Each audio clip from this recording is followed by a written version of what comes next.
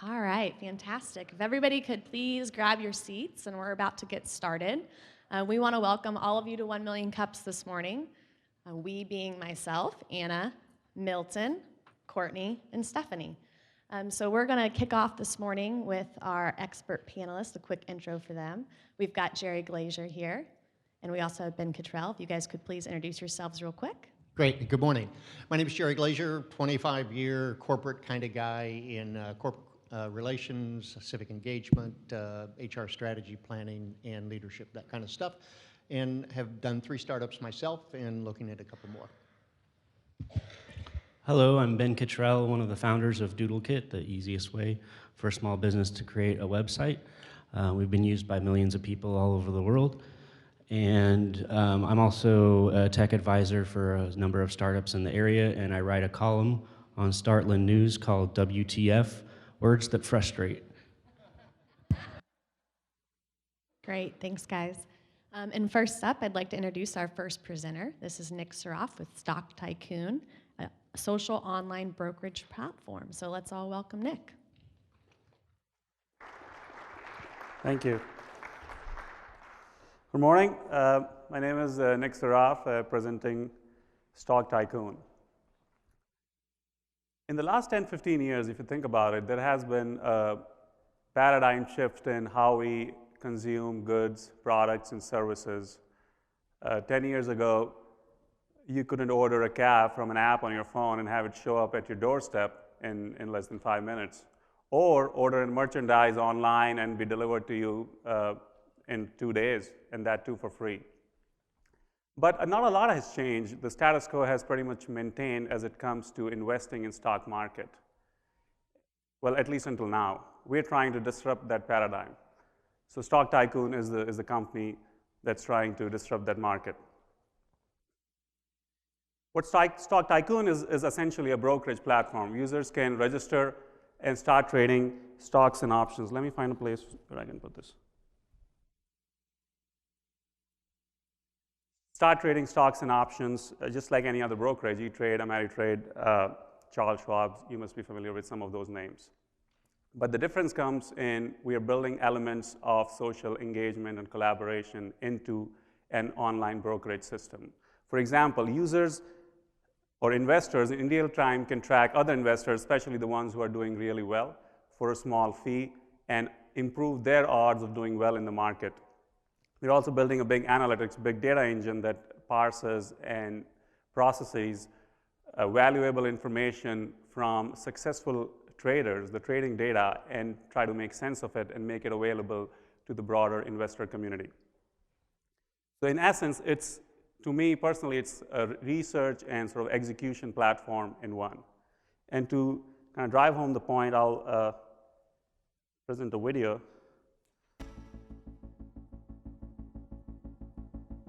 Stock Tycoon is a premier social brokerage platform. Users can create a profile, transfer money to their account, and start trading stocks and options.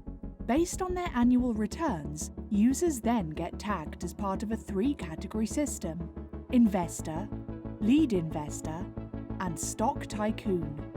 Traders can then, for a small fee, follow these lead investors and stock tycoons, improve their odds in the stock market, and learn strategies to become a better investor. We are further looking at opportunities to create mutual funds using social collaboration and leverage big data to create meaningful insights. Stock Tycoon, rethinking and reinventing securities investments. So hopefully that gave you a little broader perspective on what we are attempting to do. Next, I would like to talk about the vision and the problem we are trying to solve. All across the country, there are about 20 million retail investors, and a lot of them who are doing really well year after year. Not only they're beating the markets consistently, but they're also beating a lot of professional money managers.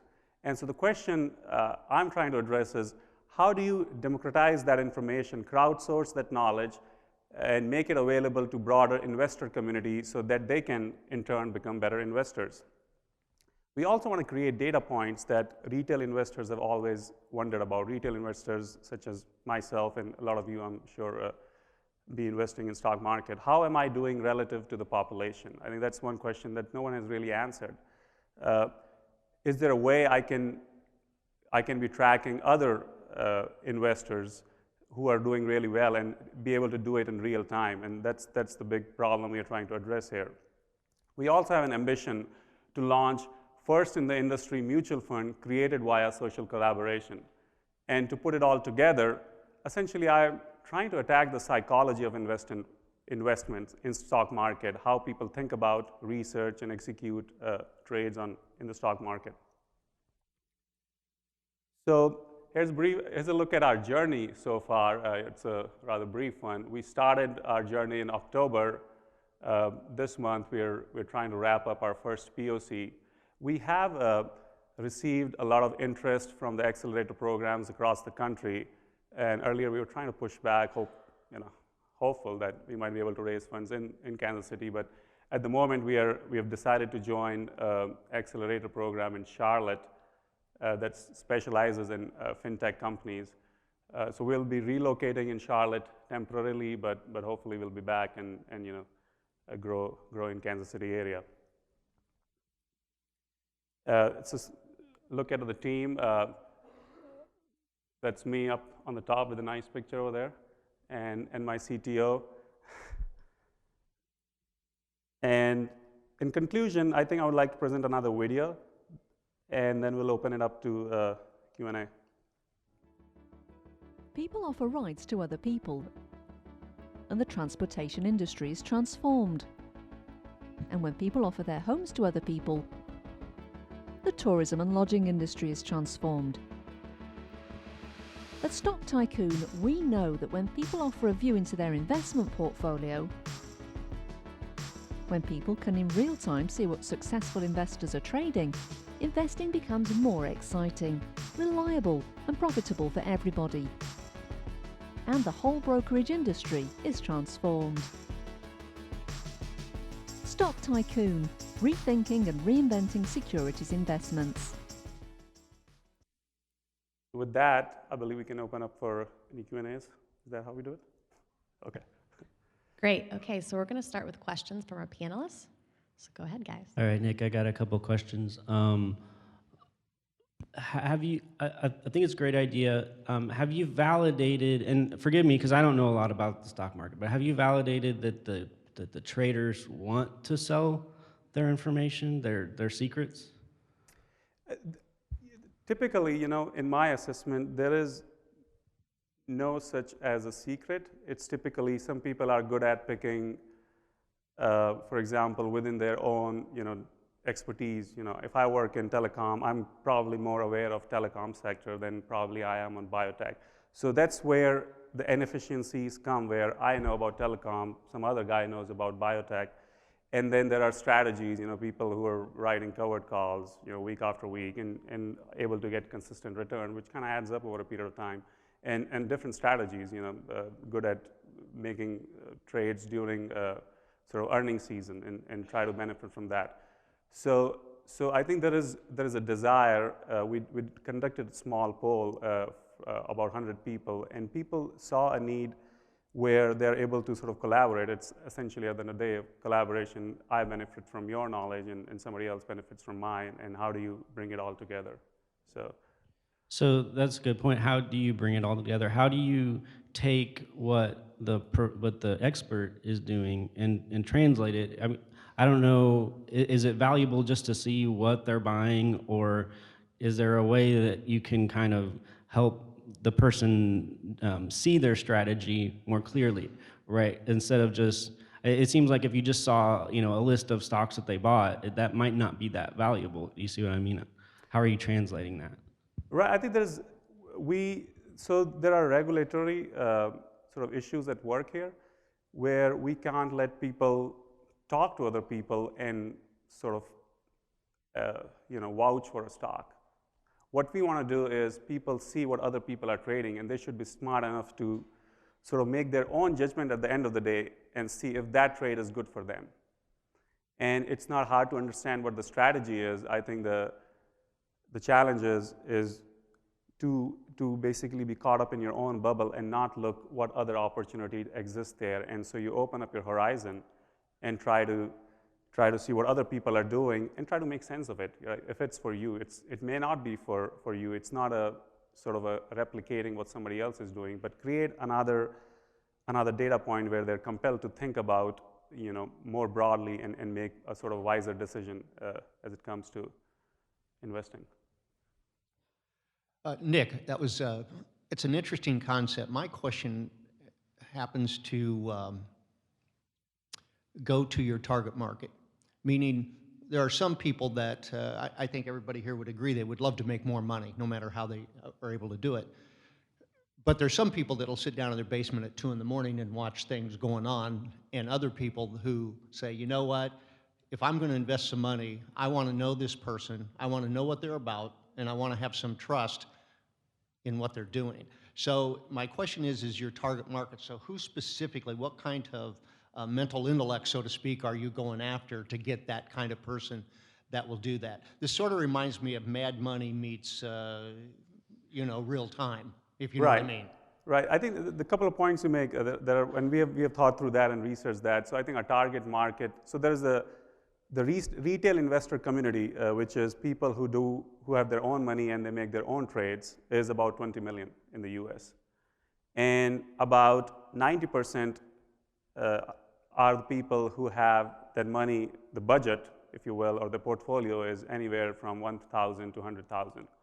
And that's where the business model tries to target those 90% with that kind of budget. And the reason being, people who are doing really well, we want to create an incentive for them to be willing to share with the broader community. I think that's one of the big problems, is if I'm good, why do I care if somebody shares with me? So we are creating a sort of monetary incentives for them so that they are more willing to share. And as we go past that 100K sort of portfolio, the incentives are not that much in terms of percentage for those investors, so that's why that's our sort of target.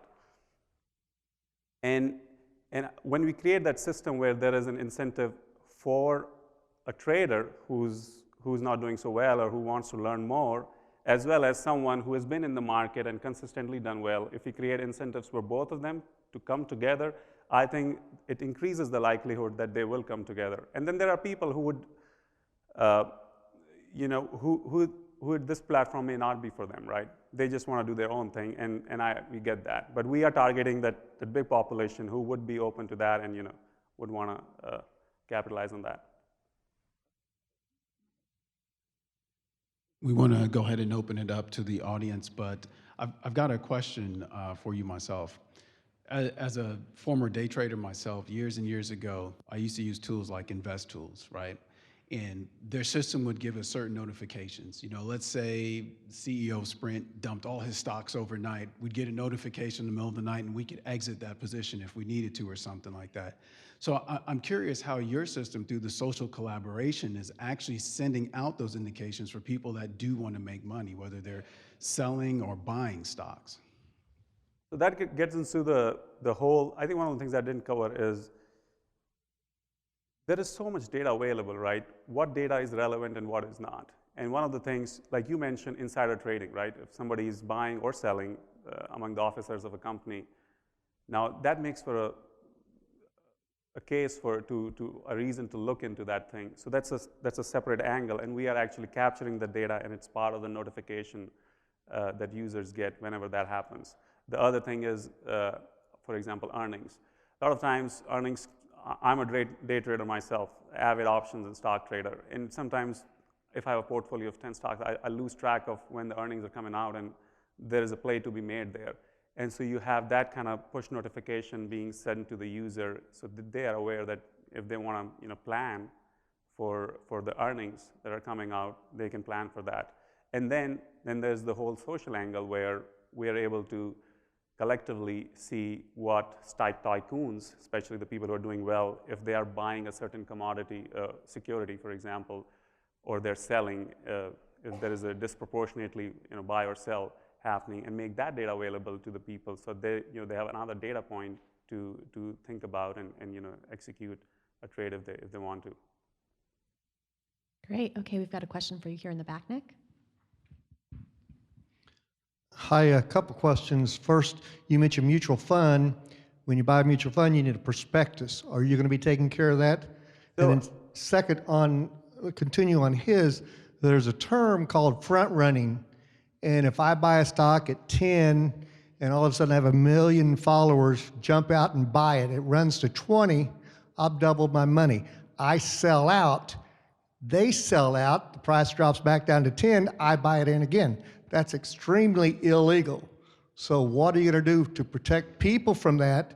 And who has the liability, the person doing it or you? Right.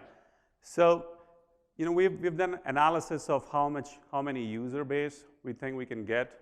So, we're targeting will not have more than, in the first year of operation, 10,000 to 20,000 users, and gradually build it up to 100,000.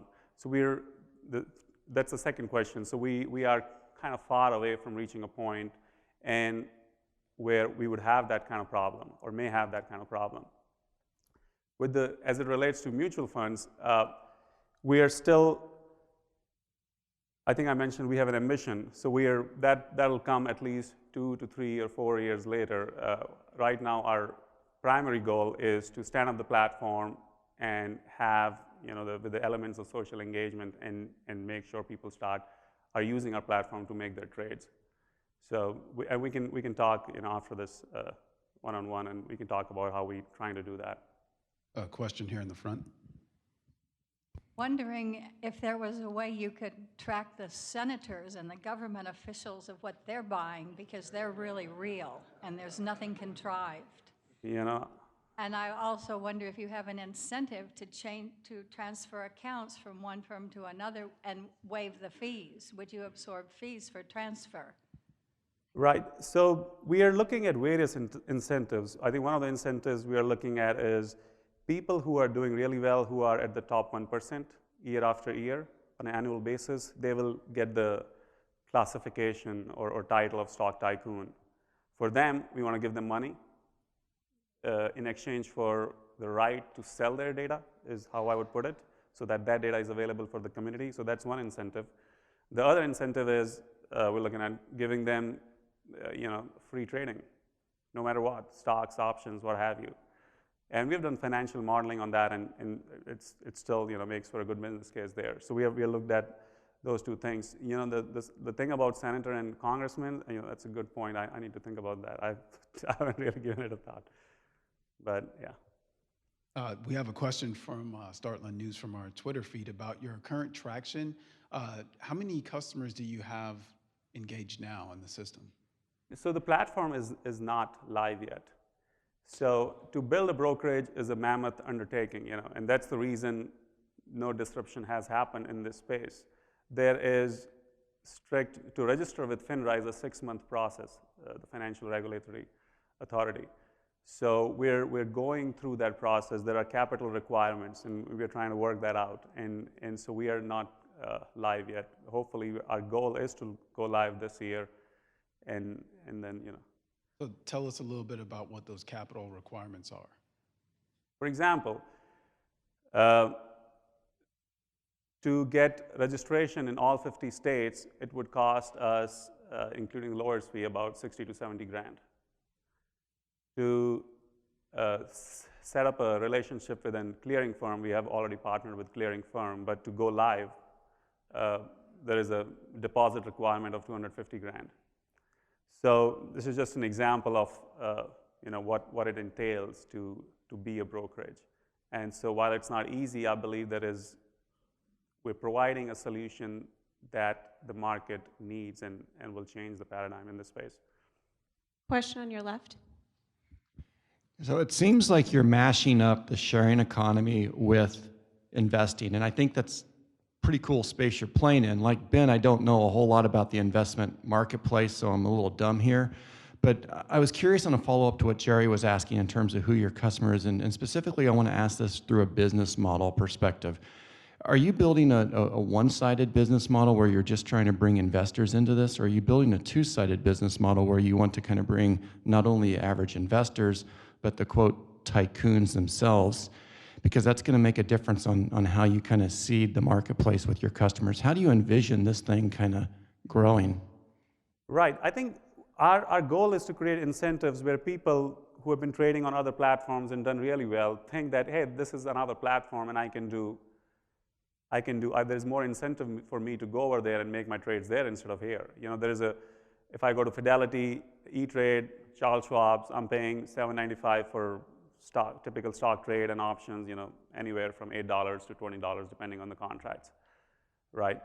And so you're creating incentive for them, people who have done really well, come trade on our platform, and if they continue to do well, you know, we let the market decide who's the stock tycoon, who's not.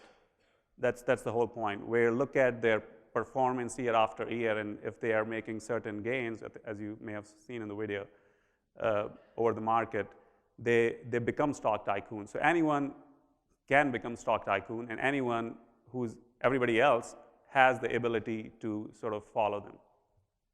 Question on your right.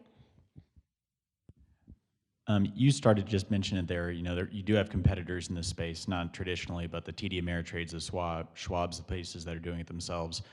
So first question is, how are you going to compete against them on a platform standpoint? Those companies invest tens of millions of dollars over the last couple decades building up their platform. So technologically speaking, how are you going to compete against them? And then you brought up the cost component. As a normal investor, if I'm trading on Merrill's platform or TD Ameritrade, I might be paying $7, $8, $9, $10 a trade, depending on my volume. How are you going to compare against that? And then when it comes to the revenue sharing and what is the base fee I would need to pay to be on your platform outside of the trading costs? And then you mentioned revenue sharing with the top tycoons. What exact type of numbers are you actually throwing around that you think would realistically get those individuals to want to be on your platform? Right. So let's talk about the technology. What has happened in the last 5 years is to build a brokerage has sort of simplified from a technology point of view. It has become a little more complicated from a sort of a regulatory point of view, but it's a separate matter. And so we have estimated that there are clearing firms so they act as a sort of a interface between all the stock exchanges and a brokerage such as ours, and they provide all the back office services. So we plug in with them and they do the execution of trades. So that's how we intend to become a brokerage. As it relates to the fee, it doesn't cost a lot to trade actually, our cost perspective. So we have gone through that exercise. It cost about, if I were to trade 100 shares, our cost is about 54 cents. And think about this big markup that we pay to all these big brokerages. So in our pricing, we are looking at, and every day I wake up, I come up with a new pricing model, but right now we're looking at $5.95 flat fee for stocks trading, and for options, it's 40 cents per contract plus a fixed fee, $2.95, $3.95. So the pricing is very competitive relative to what the traditional brokerages offer. And one of the things I realized is, just on Fidelity, which is where I trade, they have about 200 screens to do all end-to-end investing, all the things you can think of, from cash management to trade, order management, what have you. And that just seems like a very cumbersome, inefficient user experience. And what we have been able to do is build the whole functionality in 30 screens. And that's part of the sort of solution we are trying to offer is brokerages hasn't adapted to changing technology landscape. They've pumped in a lot of money, and they have a lot of money, but they haven't necessarily done a good job of building a compelling user experience and definitely not compelling pricing. Question on your left. Good presentation, Nick. I have a question that might be a little different for you. It's a kind of a philosophical question. This stock tycoon is a tool, isn't it, for capitalists, a capitalist tool in a sense? It's an online brokerage firm, just like eTrade.com, CharlesSchwab.com. But are you trying to democratize this to everybody? And does it fit in a democracy, or is it contra to a democracy? That's the philosophical question for you. Right. I haven't given it a thought, but I would say that it does, because what you have is people who can afford a lot of money and buy expensive reports, right, from third-party sites, and they have tons of information and tons of money to buy that information. They always seem to have an advantage over people like myself and other people who must be doing investing in this room. And how do you harness the power of knowledge that exists in small pocket, funnel it, make it available to the rest of the community, so they have a better shot at being a better investor than people who are on Wall Street. So in a way, it does that. Does that answer the question? We've got a question for you here in the middle. We've got just a couple minutes left, so we're going to try to squeeze in a couple more real quick. My question is, it sounds like you're kind of addressing the short-term investment, but is there a plan to have people that that want to make long-term investments, someone they can follow and learn long-term investment from? I think that's what the platform is, that there is no intervention from our side. We let the people come in, do the kind of investments they want. Some of them would be long-term investors, some of them day traders like myself. And that would give insight into other people, and they can pick and choose who they want to follow, right? There would be people who are making less than one trade a month, or a couple of trades per year. And they still may be getting good returns. And is that the guy for me that I want to follow, or somebody else who's making covered calls every week, or doing straddles around earnings, or things of that nature? So we let the platform create the information, and then let the users decide what's best for them. We done? Question in the center. Hey Nick, Bob King. So you're a social online platform that does not have a Twitter presence. How do you reconcile that? I know you haven't launched yet, but how do you prove people you get social? So I think we're looking at different ways how we gather people interest. We did a sort of a focus group. I think I mentioned 100 people gather their feedback, and people were overwhelming, had a favorable, even if they didn't want to, if it wasn't for them, they still thought it was a good idea, that there was a need for a product like that. And so as we get closer to a launch date, we will have a campaign that tries to build awareness in the trading, investing community. There are so many sites where you can advertise. Obviously, every advertising for brokerage has to go through government approval and whatnot. But we have a plan in place where we think we can meet our goal of 20,000 users in the first 6 months of launch. We are out of time, so really quick, two final questions. When are you launching? Short answer to that. And what can we as a community do for you? So our goal is to launch in July, which is pending FINRA registration approval. That takes about 6 months. We just started that process. And my goal to be here was to kind of, first of all, introduce myself to the community, and second, we're just 3 people right now, and we have needs anywhere from people who have background in technology, business development, what have you. And if you want to help us out, send me an email, or we can chat after this, and see if there are any relationships to be formed. Let's give Nick a round of applause. Thank you, Nick. Great presentation. Thank you. We've got just a couple of quick announcements. If I could bring Ari up from the Sprint Accelerator, I think we'll go ahead and start with you. Hey, good morning. So at the Sprint Accelerator, we have just loved having all of you there for Co-working Wednesdays. However, this Monday, our 10 Techstars teams are moving in and they kind of take that whole space over. So this year, in order to keep the momentum going, we are partnering with the awesome ECJC and Melissa Roberts. So starting today, we will be doing Co-working Wednesdays there. And that will be for the whole 3 months, and then we'll get back over to the Sprint Accelerator afterwards. And today also we'll be live streaming the State of Entrepreneurship that Kauffman will be putting on. So come join us. Thank you. Thank you. If you've been here to 1 Million Cups 10 times or more, please stand up. Excellent.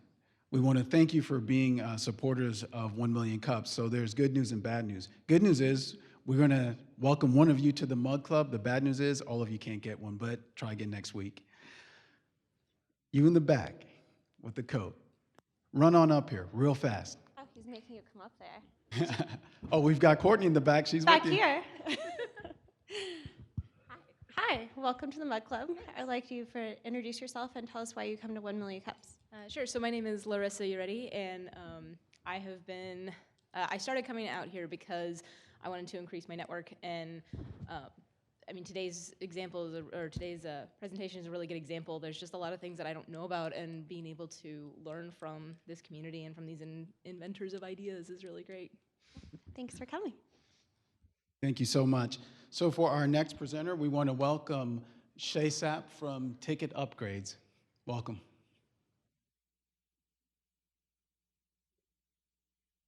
Good morning, everyone. My name is Shay Sapp. My company is Ticket Upgrade, and we look to change the way fans experience live entertainment events.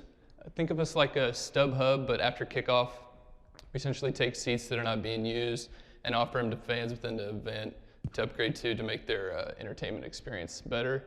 Initially, we target the 5 U.S. pro sports markets, but we could see the application extending to concerts, to collegiate sports, and even international.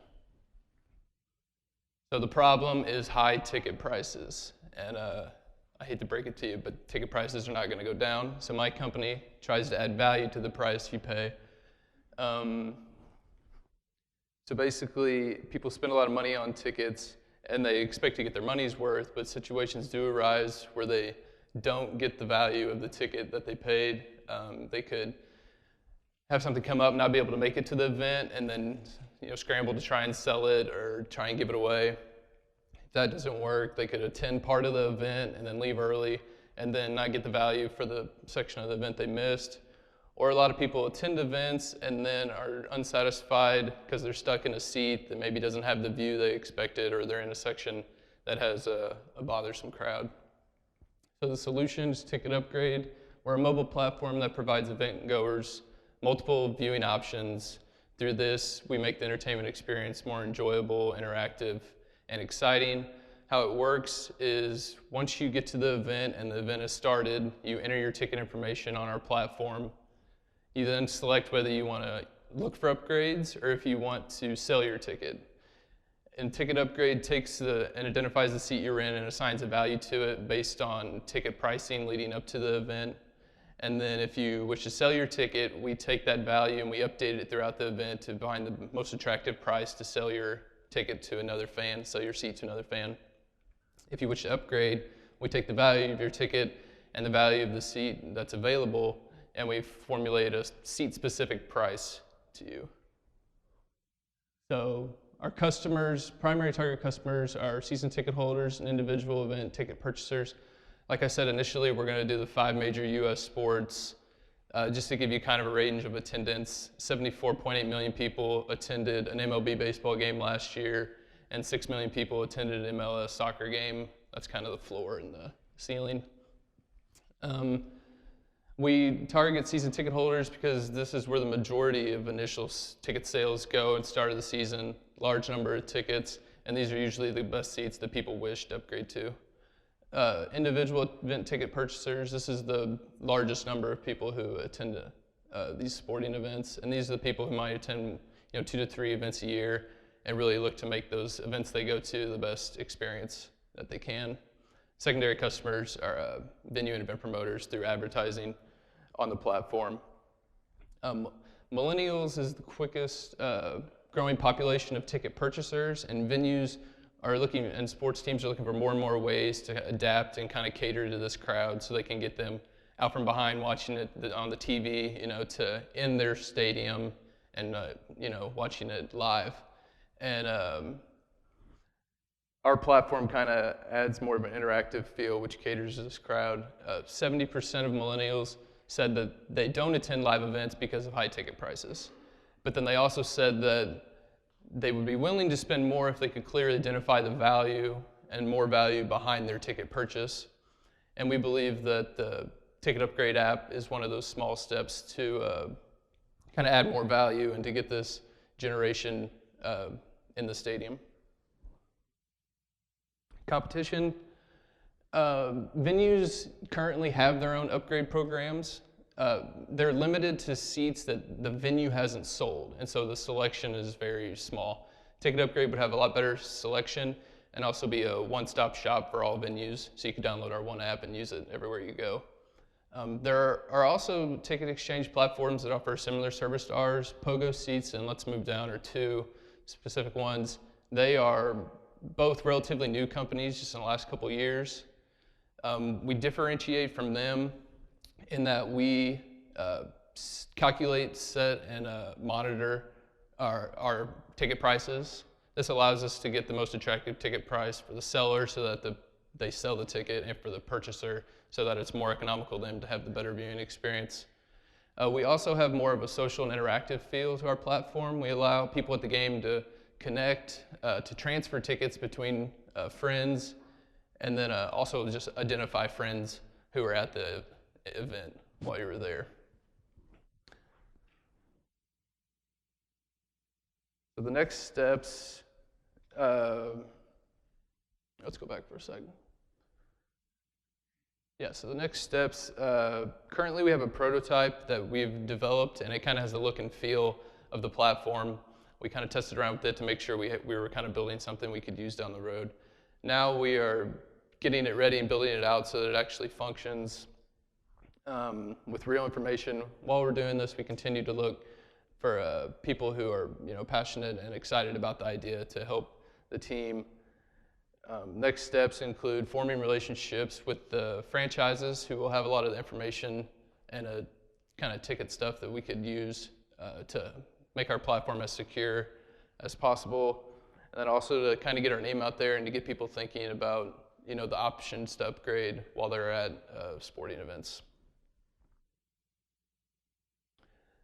So Ticket Upgrade is a platform that benefits franchises and venues, but most importantly, it benefits the fans. This is why we kind of do what we do. We want to offer an experience that's more enjoyable, interactive, and exciting, and make the entertainment experience for the fans kind of the best it can be. So we'll let our panelists take it from there. Yeah. I have a question about the payment process. Yeah. So if I go to a venue and I'm in a seat and I decide there's one better that I would like to go to, is it sort of a PayPal thing? Can I do it with my app? And is it immediate, that type of thing, or is it a billing system? How does that work? Yeah, it'll be an immediate transaction. So when you create your account, we'll have it where you can enter your credit card information at the same time. And so as you find the seat, it basically pulls up your payment information.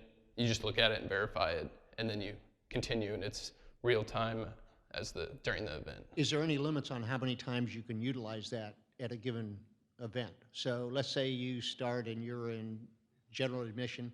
Can you continue to move? And is there any issues where if it's a really important venue that you sort of wait till the end because you want to be there at the 9th inning, or you want to be there at the checkered flag, or you want to be there at the whatever, and how does that impact your pricing model? Yeah, so for the first question, it is something that you could continually use, I guess, throughout the event. If they keep opening up and you keep wanting to spend a little more to get closer, and especially as games get more exciting towards the end, that might be something that more people tend to do. There's kind of a supply thing there, because the more exciting an event gets, more people might stay, and the less options you'll have.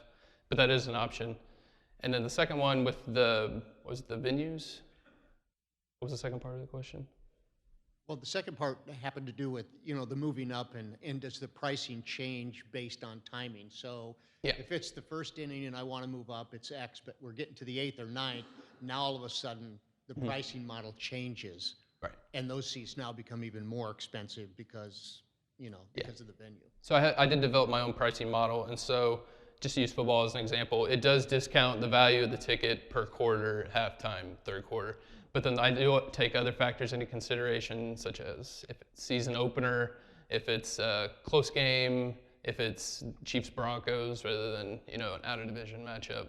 And so those also kind of formulate and move the price to what I think would be the most attractive price for the. So you do have to sort of monitor what's going on, so to speak. Yes, I will be monitoring the event as it progresses to kind of pick that price that I think is the most favorable.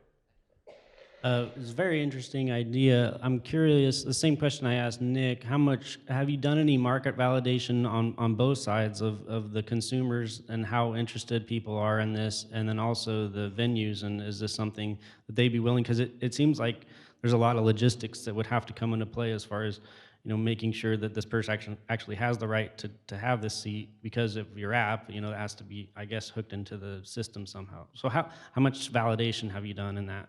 So market validation, I've done some research and talked to a lot of people, and people love the idea of upgrading, but when you hear upgrade, you think, I spent $150 for my ticket, why do I want to spend another $50 on the ticket? And so by me calculating my own prices and controlling that portion of it, I think I can get the price to an area where it makes it a lot more attractive once people understand what the additional cost would be.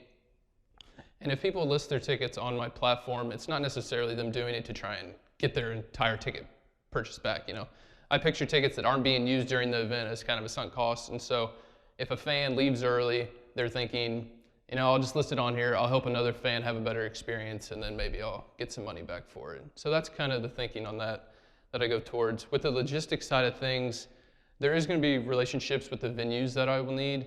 One specifically is that to make the process most secure, I'll have to identify whether tickets listed on my platform have been scanned to go within the event or not. So there's kind of a back and forth where if it's not scanned to be into the event, but it's on my site, then if it sells, then it can't be used to get into the event. And going back and forth. Are you planning on doing this really without necessarily the permission of the venue? Like it's something where you could just trade tickets without them really being aware of it? Yes, to start, but that's going to be done in a certain way that kind of is within the limits to not cause them headaches and to cause more problems for the user. Eventually down the road, I hope to show that the platform is viable and that it's something that the users and fans want, and then the relationships with the venues will hopefully come. And at that point, it'll be, I guess, minimal, work on their part to provide this function that'll make their customers happier. And then they have the option to list their tickets on the platform as well, which will be an extra form of revenue for them in a way. And so it's kind of a give and take eventually. And the other thing is just really a suggestion, and you may have already gone down this road, but you said that your target customer is individuals, seat holders and season ticket seat holders. Mm-hmm. I would recommend kind of narrowing that a little bit and looking at, like, maybe look at some user stories. Why is this person giving up their seat? Is it a family, that's on vacation or something? Because what you want to look at is you've got to figure out, is it just one seat is opening up, and how many people go to a game by themselves and there's only one seat, and that's something that they want. So I would recommend looking a little bit more at your target customer and thinking through that a little bit more, mm-hmm. as far as why somebody would actually, use this app in the situation that they're in that will cause that. Mm-hmm. We would like to open up questions to the audience. Scott, I'm coming around to you. I originally brought a football. I figured if you had a question, I could throw it to you. So many hands up. Where do we start? Helps explain the exciting part of the action. Yes. So I have questions about the relationship with the venue. It sounds like you said that initially you are not going to work with the venues. And in that type of environment, how are you going to navigate the complex maze of anti-scalping laws if you're cutting the venue out of that transaction. On the flip side, if you do build the relationship with the venue, my assumption would be that you're going to give the venue some percentage of the ticket sales just to encourage them to participate. And then in that sense, now you are in competition with their own on-site ticket upgrade program. So you're basically trying to build a relationship with your competition. So almost on both sides, whether you engage with the venue or whether you don't engage with the venue, it sounds like there's some pretty steep challenges to your business model. Can you comment on that, please? Yeah. So engaging with the venue, basically the only thing I would need from them is to be able to cross-reference a ticket on mine to their system and see if it's been scanned or not. So there's not a lot of work on their side that they need to let me view a bunch of stuff, or they'd have to build something and go back and forth. But if they don't allow that, the way for us to make the, I guess, ticket upgrade process the most secure for the user, the most friendly for the user, we'd have to basically only allow upgrades to start at like well into the event. And then at that point, we'd basically assume that whoever has the ticket is the owner of the ticket, and then there'll be no more outside entrance and exit transactions. And so with down the line kind of competing with the venue on their own upgrade system and working with the venue, initially we see us building these relationships by offering the specific venue advertising space on our platform. So as we kind of get more user friendly and get more users, they can advertise their services and their merchandise and food on our platform as kind of a trade until we both see the benefit in it. And then basically it's more of a relationship back and forth to where they have happier fans, their venues look more full, and so it's back and forth. With the competing with their own upgrade system, I don't know if, as far as I've been able to see on research, venues might argue with me, is that the actual upgrade platforms at the Arrowhead, not a lot of people view it because, like I said, it's only specific seats that Arrowhead hasn't sold. And so getting back to the point of the judge here, they don't sell seats because there's only one and no one wants to upgrade by themselves. Or they don't sell a seat because it's way, way up top. And so the selection on that is not ideal for the customer. And so I mean, it's kind of competing back and forth, I guess, but I can see the user really siding with our platform over theirs. And it's kind of up to them at that point. Another question here in the middle. Okay, so I love your idea, but I'm wondering if I'm in Diamond Club and we have wristbands and I want to leave, how does that work? Yeah, so eventually, you'll get a digital ticket once you upgrade, and that problem will be easier to address once the venues move to digital tickets, which is there's a 2 to 3 year plan of there'll be very few hard copy tickets. And basically, we'll make an identifying mark on the ticket that says you have access to this area, similar how paper tickets are used now, but it'll be digital. And a lot of that will come with educating the venue on it, and which will again be easier as digital tickets become more popular. And so basically it'll be just like the regular ticket, except we'll tell the venue, look for these identifying items if someone takes you a ticket upgrade ticket, and then you'll kind of have to verify it. The venue worker will have to verify it, and then you'll be able to move in and out of certain restricted areas. So we have ways against that too. Like I was saying, to identify a ticket upgrade ticket, we'll make a digital ticket that's animated, and so it'll be like flashing, or we'll tell them, for this event, look for these colors based on the matchup. And so it'll be an easy way for the venue worker to see it and see if someone screenshot a ticket, or if it's an actual, validated ticket. Another question here in the middle. Morning. I love the concept. It's very disruptive, which I love. A couple quick questions. One is, if you sell your ticket, you're in the game. Is it possible for you? I assume it is, just to stick around the game. You leave your seats, and maybe you're sort of wandering around during the game. And two, where are you as far as, it sounds like you have launched or you haven't launched, and if not, what are kind of the dates for what your expectations are? Yeah, thanks. So first question, yes, we only offer upgrades and people can view upgrades if they have a ticket that's scanned within the event. So if you get to your seat and then you want to go, hang out at the bar or whatever the second half, you could technically get up, sell your seat. You wouldn't have a place to sit, but you're still able to move around within the event, and you're not kind of kicked out. at that point. And so there is that aspect to it. But the second part of the question, so right now we've developed a prototype, which we're basically testing what we want it to do, how we want it to feel. And now that we're comfortable with that, we're working on building it to where we can show that it actually functions. And then we're going to start building the actual mobile platform, which will be used within the event. I hope to get started on that here in the next couple weeks. And then hopefully that'll take like 2 to 3 months. And so we're looking at like a June to July kind of launch, I guess, with an app within a venue. And we're targeting Kansas City specific, so we'd like to start with a Sporting or a Royals, and then hopefully by this fall with the Chiefs, we'll have our great shiny product that can be used here in Kansas City. Question in the center.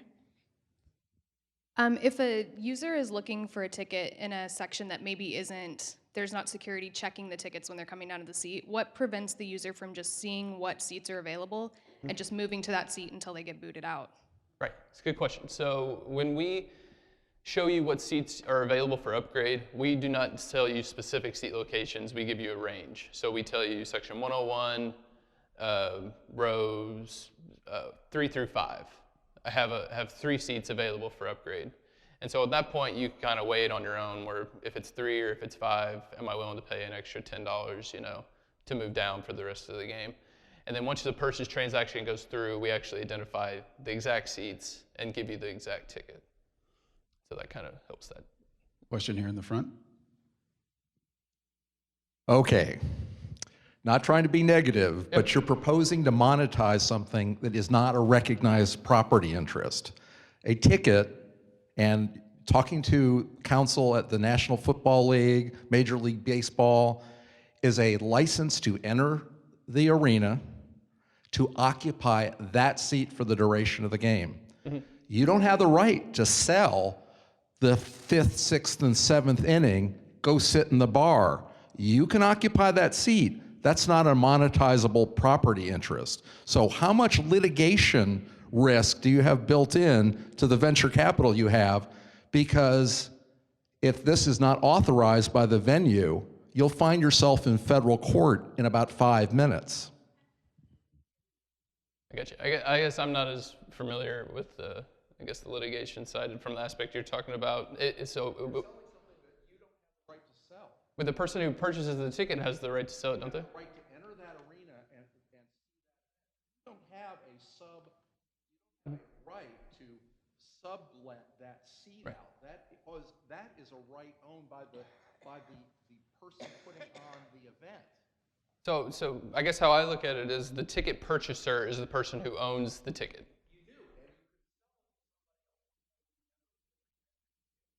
Mm-hmm.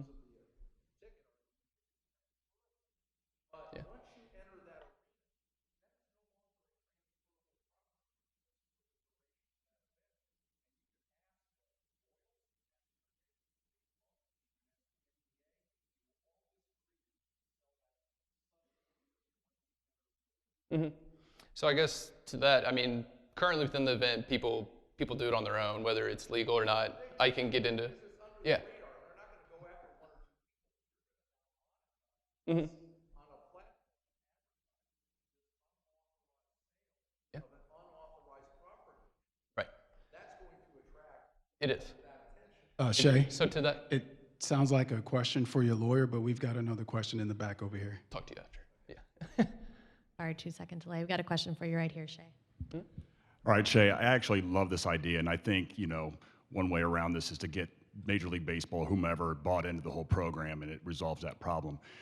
One issue, though, that I experience when I go to big games and I go to an event where there's a lot of folks is I have no network availability. I cannot use my device. I cannot make a call. I cannot access the internet, and I sit there and just cycle.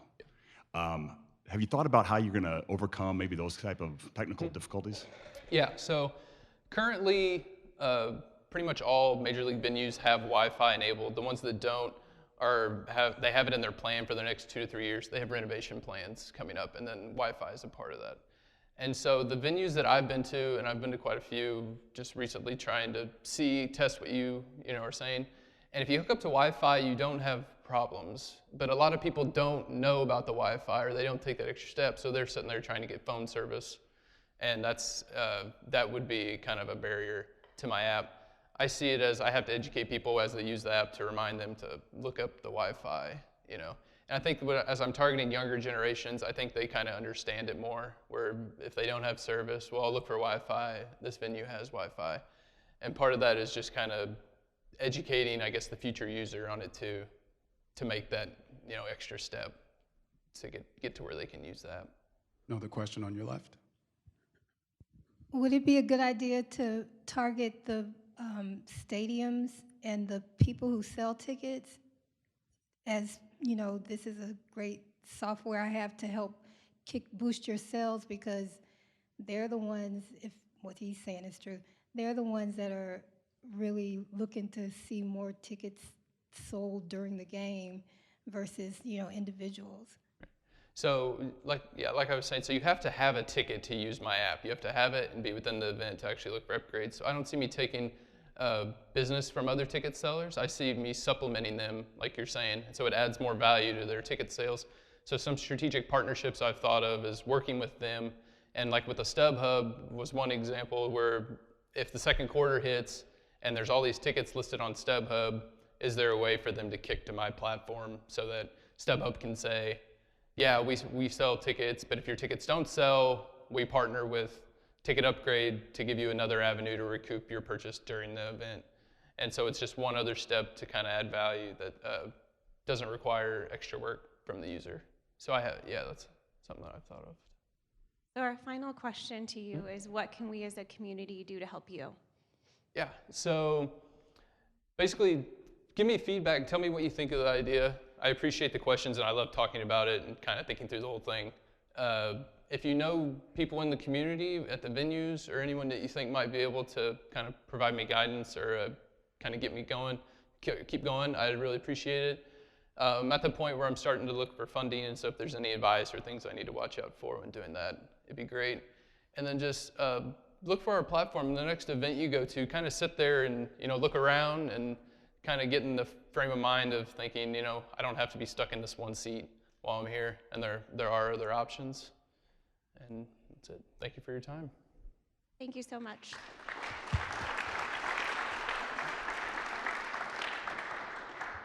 I would like to thank everybody for coming out today. Next week, we hope to see you. We have Pomerol Partners as well as Blipcast, so two kind of tech firms again next week. So we will see you then. Thanks. And if you have further questions, please come and see any of our presenters at the front here today in case we didn't have a chance to get to you.